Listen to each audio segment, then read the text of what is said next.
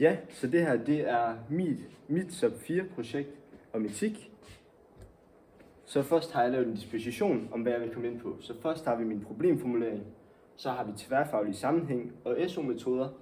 Så hvordan jeg har brugt de her SO-metoder til at løse opgaven, og hvilke jeg kunne bruge til at løse opgaven. Så har jeg min empiriundersøgelse, en foreløbig konklusion, hvor jeg vil kigge på svagheder ved mine trufne valg. Og så til sidst har jeg min litteraturliste, jeg har brugt til med APA-standard. Så først min problemformulering. Den lyder på, hvordan har amerikanske atomkraftmodstanders opfattelse af fissionbaseret atomkraft påvirket den videnskabelige udvikling af sikkerheden for atomreaktorer i USA? Så det jeg har prøvet her, det var at snævre den endnu mere ind til målgruppen og hvad jeg faktisk kiggede på. Så derfor valgte jeg, i stedet for kun amerikanske opfattelser, så kiggede jeg på atomkraftmodstandere også. Fordi jeg synes, det var ligesom dem, som påvirker ændringerne i atomkraftudviklingen. Og så vil jeg selvfølgelig også kigge på fissionbaseret atomkraft, og så sikkerheden, den videnskabelige udvikling af sikkerheden i atomreaktorer. Jeg har også lavet nogle underspørgsmål til den her problemformulering, så jeg ligesom kunne komme bedre ind på, hvordan jeg kan undersøge og finde frem til nogle svar på min problemformulering. Så den første lyder på, hvilke argumenter har amerikanske atomkraftmodstandere fremført om sikkerheden ved fissionbaseret atomkraft, og hvordan har disse argumenter udviklet sig over tid.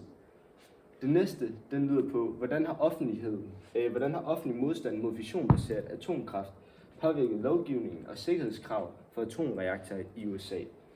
Den tredje, hvilke ændringer i design, drift og vedligeholdelse af atomreaktorer kan spores tilbage til offentlige bekymringer om sikkerhed. Og så den fjerde, som jeg har brugt til at undersøge, har modstanden mod fissionbaseret atomkraft haft en indflydelse på forskningen i alternative løsninger for at forbedre sikkerheden i atomkraftværker. Så det er dem, jeg har prøvet at undersøge, og så også lidt andre ting i det selvfølgelig. Hvilke fag er der så egentlig på spil i min problemformulering? Jo, min problemformulering, den har jeg prøvet at lave lidt bred i fagene, så der er noget tværfagligt. De to, jeg har valgt mest at fokusere på, det er selvfølgelig fysik og idehistorie. Men undervejs, som jeg også skulle snævre lidt ind, og jeg fandt nogle sjovere ting at arbejde med, så valgte jeg også at sætte lidt teknologi ind, fordi at jeg synes, det kunne have en god påvirkning på det, jeg vil undersøge. Så derfor har jeg også sat lidt teknologi ind. Så skal vi også have noget med noget tværfaglig sammenhæng, da det er et sub 4 forløb. Så i fysik, der har vi kigget på atomkraft, mest fission og så også lidt om fusion. Så har vi kigget på masse og energi, og så hvordan man laver en god præsentation. I idehistorie har vi kigget på etiske filosofer og argumenter, så har vi også kigget på pligt og konsekvenser, og så har vi også kigget på sangen, som hedder Sig nej, Agnex. Det er en dansk sang, som er imod atomkraft. I engelsk har vi kigget på ordforråd og vokabular. Så har vi også kigget på kildekritik og hvordan man kan undersøge, om en kilde er troværdig i forhold til det, man bruger kilden til. Fordi alle kilder er jo troværdige, men man skal huske at kigge på, er den troværdig til det, jeg vil undersøge. Og så til sidst også historiske begivenheder. Og hvordan det har påvirket vores udvikling af atomkraft, både med atomvåben, men også med atomkraftreaktorer. Og så til sidst har vi lavet, i teknologi har vi så prøvet at lave en tidsplan, men kun i modulerne omkring teknologi, og ikke de andre moduler heri. Så har vi også lavet en analyse af kernekraft, og så en teknologivurdering af kernekraft. Og det har ligesom alt sammen spaltet sammen, så at vi til sidst har kunnet danne den her problemformulering, som jeg har lavet. Så ja. Hvilke SO-metoder kan indgå i min besvarelse? Jeg sad og tænkte lidt på, efter jeg har lavet min problemformulering, hvilke SO-metoder jeg synes kunne være smart at bruge, for at jeg kan finde nogle gode svar til det her. Og derfor tænker jeg med det samme. Jeg skal jo finde noget empiri, så derfor var informationssøgning ligesom rigtig smart at bruge. Og der skal man selvfølgelig være kildekritisk over for, hvordan man bruger kilden, og hvem der har skrevet kilden, hvornår den er udgivet, om det er gyldigt osv. Fordi der kan jo også ske ændringer undervejs i tiden, jo, som der sker udvikling i atomkraftværker. Så skal vi også bruge nogle søgestrategier og APA-standard. Fordi at for at vi ligesom kan finde nogle konkrete svar, så er det godt at bruge søgestrategier. Og APA-standard, det er selvfølgelig fordi, at man vil ikke blive taget for plagiat, Og så skal man også altid citere, hvor man får sine ting fra. Det gør også det, man skriver om og siger om, mere troværdigt, fordi at man kan se, at der er andre, som også siger det. Så vil jeg også kigge på, så har jeg også brugt udarbejdelse af problemformulering, fordi at vi netop har lavet en problemformulering, og det er det, vi har arbejdet videre med, for at ligesom finde det her produkt, som er en af vores problemer, eller som er særdeles af vores problemformulering. Så en mundtlig og visuel præsentationsform. Jeg har jo selvfølgelig valgt at lave den her PowerPoint eller slides præsentation, fordi jeg synes, det giver god mening i forhold til, hvordan jeg vil kommunikere visuelt. Og så har jeg også prøvet at putte nogle flere billeder og nogle flere figurer ind, sådan at det er mere visuelt æstetisk for seerne. Så skal der også være noget tværfagligt sammenhæng, siden det er et subprojekt, så er det jo klart, at der skal være noget tværfagligt imellem. Og så til sidst tidsstyring, fordi det synes jeg kunne være en rigtig smart idé i forhold til at planlægge det hele, fordi siden vi kun har de 2 uger, vi har i det her subprojekt. Så kommer vi til min empiri. Men hvordan har amerikanske atomkraftmodstanders opfattelse og holdninger haft en indflydelse på udviklingen af sikkerheden ved atomreaktorer i USA, og har det overhovedet haft en indflydelse? Det er noget af det, jeg vil undersøge. Det er også lidt sådan min problemformulering lyder på. Den er bare lige lidt omformuleret her. Men det er det samme. Jeg kan hurtigt sige til det første, om det har haft en indflydelse. Ja, det har haft en indflydelse. Rimelig stor i hvert fald. Og noget af det, jeg fandt frem til, det var for eksempel, at der er en øget sikkerhedsstandard. For eksempel ser vi fra ulykken som hedder Three Mile Island i 1977, der var der en delvis nedsmeltning af reaktorkernen, hedder det. Og det var ligesom grundlaget for, at der var mange, der begyndte at blive meget bekymrede. Og derfor valgte man så at gå hen til det offentlige, det indså i, at der var mange offentlige bekymringer omkring atomkraftsikkerhed, om man overhovedet skulle have det og alt sådan noget.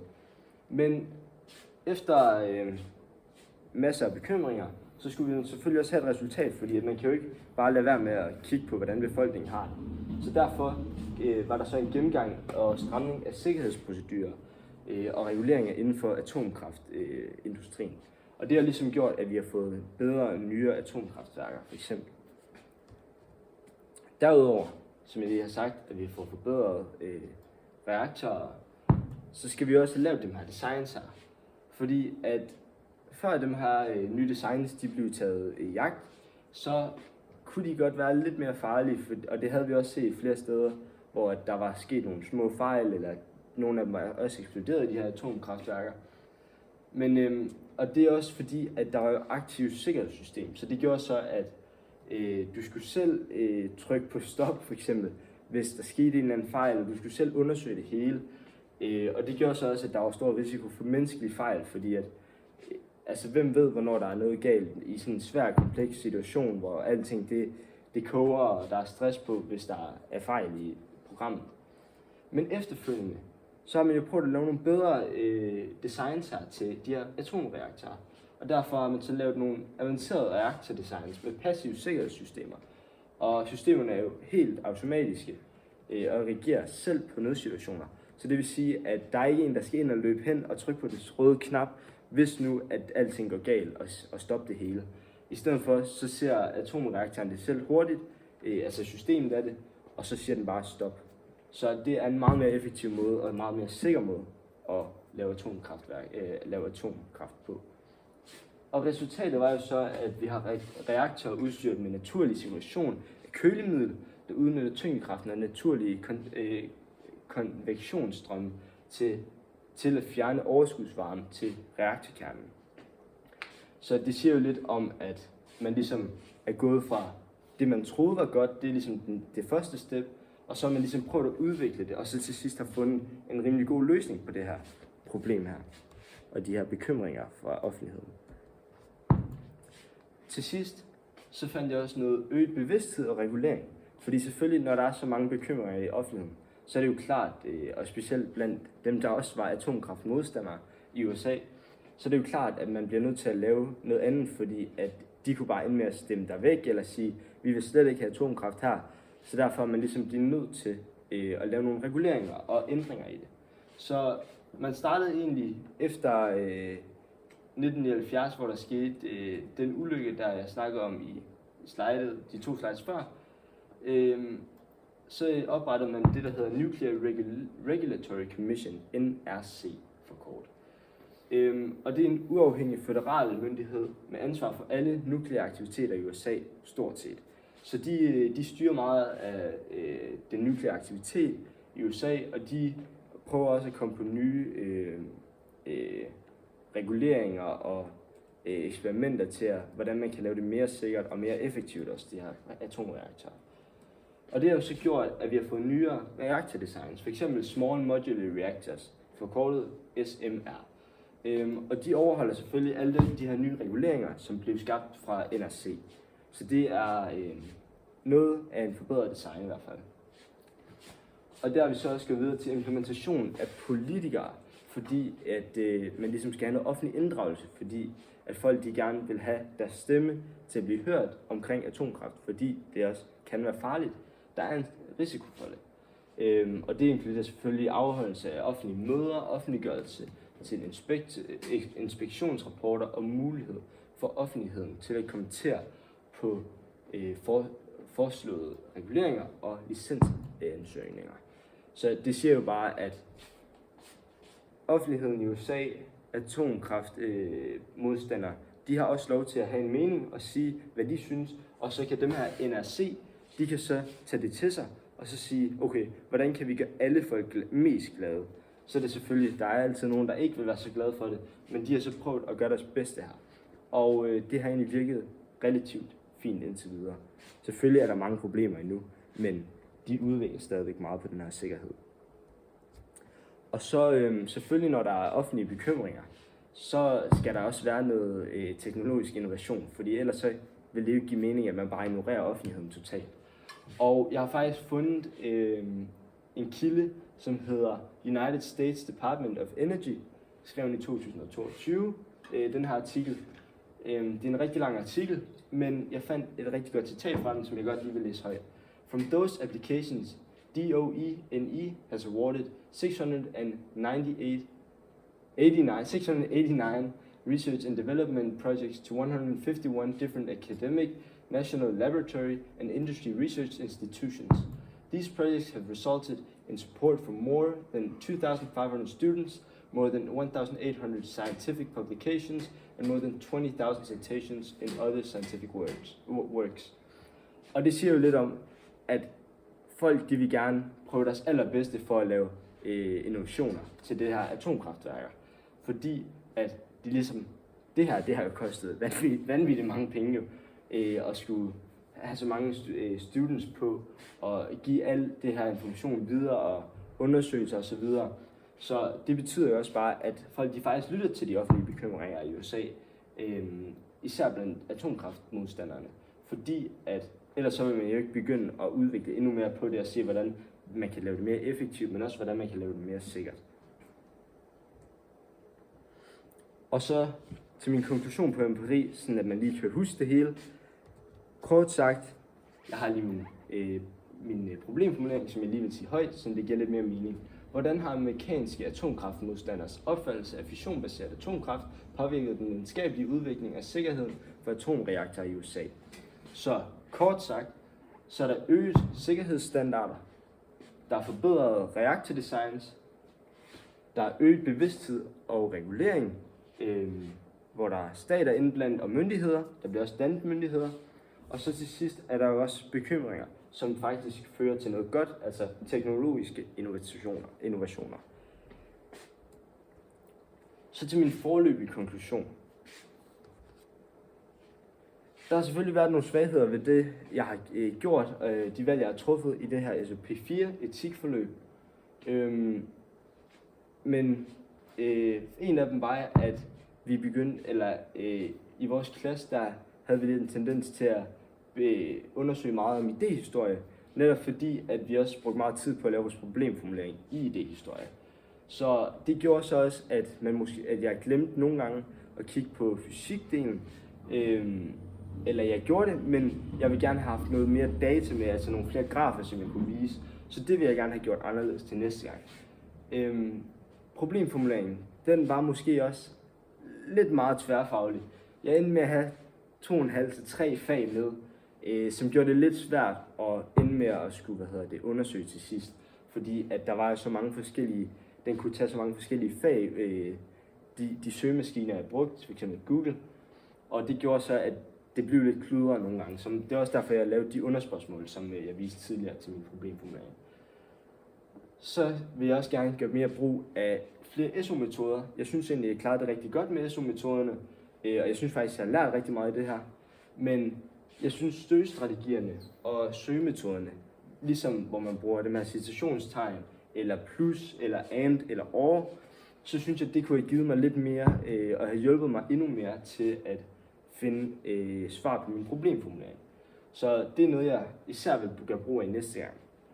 Og så vil jeg også gerne have lavet min egen tidsplan, fordi at der var selvfølgelig nogle gange, hvor man var syg og så videre, eller hvis læreren ikke dukkede op, eller der kunne være så mange ting, der kan ende med at ske, eller så derfor kunne det være rart at have sin egen tidsplan, så man ligesom kan ændre i tingene, sådan at man også kan være forberedt til næste modul.